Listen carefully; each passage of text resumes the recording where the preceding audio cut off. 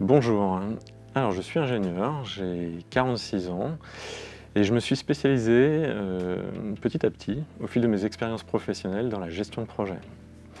Il faut dire que j'aime beaucoup organiser, j'aime beaucoup animer, j'essaie d'être très attentif aux autres et j'aime beaucoup voir les choses aboutir.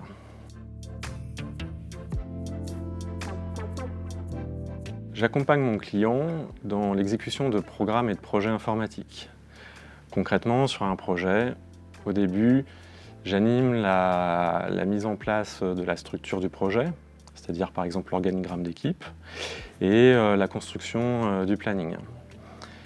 Ensuite, si le projet le justifie, je peux être amené aussi à animer un suivi des risques.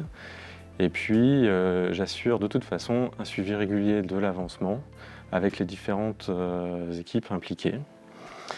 En parallèle de ça, je construis des communications pour le management, notamment lors des comités de pilotage. Pour accompagner tout cet ensemble, je propose un kit complet d'outils de gestion de projet. C'est par exemple des fichiers tout prêts pour préparer des communications, pour construire le planning et pour suivre les risques comme je l'évoquais tout à l'heure.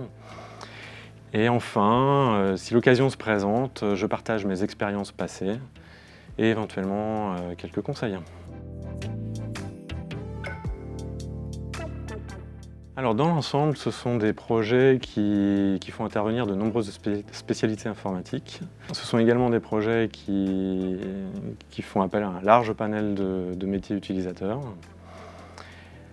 Certains d'entre eux sont là pour accompagner directement les grands changements voulus par la direction générale. D'autres améliorent la performance des outils en place. Et enfin, certains sont là pour ajouter du contenu, pour apporter des fonctionnalités nouvelles et ainsi faciliter le travail des utilisateurs.